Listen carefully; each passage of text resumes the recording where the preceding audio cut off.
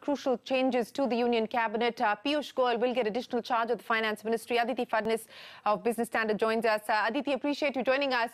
I wouldn't say that this is totally unexpected. Mr. Jaitley is going to be indisposed for the next few months. And Piyush Goyal has always been rumoured to be the stand-in if ever there was the opportunity for the finance portfolio to be vacated. Well, to be honest, Shireen, it may have been a rumour, but it's not a surprise because I think Mr. Jaitley will take some time to recover. Piyush Goyal is very much his protege, and it is something that in a way Mr. Goyal himself has been preparing himself for. So I am not really very surprised that this should have happened. The Prime Minister had said earlier that he would be keeping the finance portfolio himself.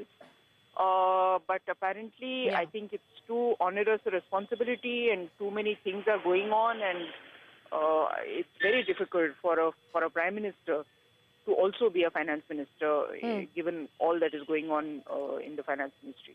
So, to be honest, I'm not really surprised.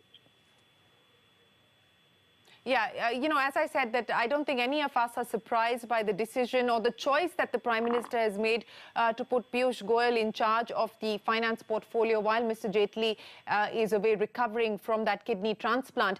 But Aditi, as you pointed out yourself, when the news came that Mr. Jaitley was looking at the possibility of a kidney transplant, he hasn't been attending office for almost a month or little more than a month. The Prime Minister's office did very categorically state that he will hold on to that portfolio and he will look after the finance ministry. What do you believe has been the change? Why the change of heart now? Well, I think he is going to be out of commission for some time. A kidney transplant is not a small thing, and he requires rest and recuperation, and without the tensions of running the finance ministry on a daily basis. What is going to be interesting to watch now is what Mr. Goyal is going to do. Is he going to be a night watchman? Is he going to do a holding operation? Or is he going to try and put his own stamp on the finance ministry? In which case, when Mr. Jaitley recovers and comes back to the finance ministry, as I'm sure he will, what will he do with Mr. Goyal's legacy? It's a complicated dance of seven veils, as it were. And I think as reporters, we have to monitor Mr. Goyal's moves in the next couple of days very, very, very closely. Yeah. Also, the other change that seems to be being reported is that Rajyavardhan Rathore will get I&B and Smriti Irani will hold on to textile only. Do you believe that this is linked to the recent controversies that have surrounded the Information and Broadcasting Ministry? I think it's a number of things. Rajyavardhan Rathore was, to be completely honest and to be completely objective, treated rather shabbily by the senior minister. And he did not complain, he did not skulk. So I think it's a kind of reward for him. There have been a lot of controversies. There's been the Prasar Bharati and the minister have been on collision course, and I think that's no secret from anybody. So I think the minister's style of working was not a very collegial style, and that is probably why she has been cut to size, actually, quite badly, quite brutally. Because earlier she had HRD, that was taken away from her. Then she was given 2 ministries. That now has been taken away from her. So I think working style is very important. It's important to know where you've come from and who you are. Yeah. Yeah. Aditi, could you please hold on? Let me also bring in Ajay Srivastava of Dimensions Consulting because the markets will also react to this news tomorrow morning. Ajay, Piyush Goyal, the current railway minister, also gets additional charge of the finance ministry. As I said, probably not a big surprise from a market's perspective because this rumour has long been doing the rounds. How do you see the market responding to this, Ajay? No, I think, first of all, it's a great thing to happen because You can't run a country without a finance minister full-time, although Piyush Goyal will not be full-time finance minister, and I think that's the problem here.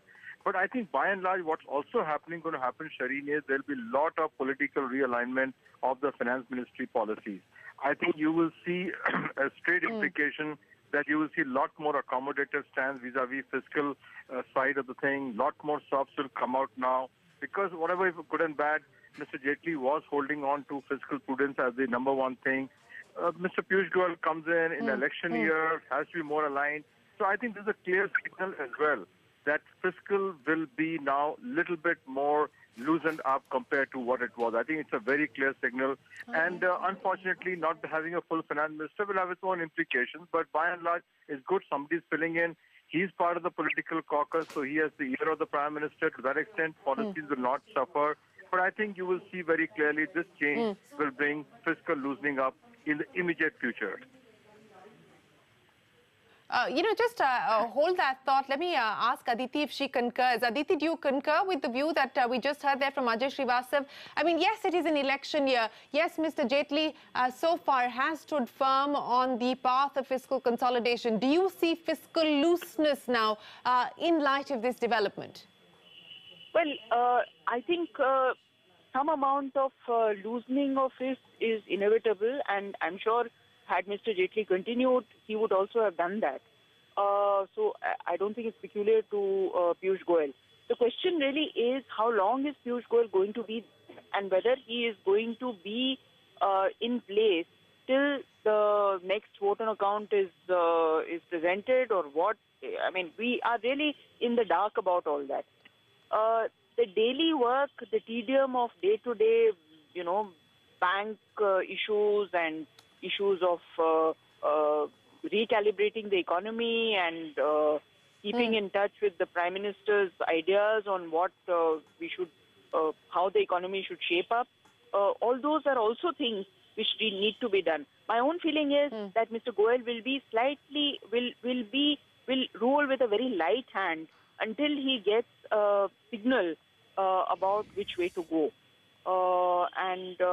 Till then, I think we will see him quite circumspect about the kind of policies that he has to roll out. He's a smart guy. He's, as far as I know, he has he's come first in every exam he's ever taken in his life.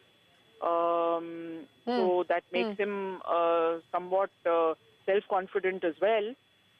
But, there are people around you who are very smart people also. So I think he will be, he will be stretched to the limit, as it were. Ajay, you talked about the possibility of fiscal looseness, but as Aditi was pointing out, in an election year, whether it was Piyush Goyal or Mr. Jaitley was still in office, we would have seen possibly the shift in policy stance. But outside of that, what else is the market going to be watching out for? I think the first thing is that you will find that the railway stocks will move up tomorrow, because now that he hears the kitty on both the sides, it's very easy to release the money to the railways, which it was not happening in the last 6 to 9 months. I think if you look at the railways performance very clearly, they were constrained of cash. The Finance Ministry was not giving up any money to them. And so to one extent now, with the person in charge sitting both sides, you will expect that the railway stocks should be the first to react, because you will get more orders to come in that respect. That is a very micro part of what the stock market reaction.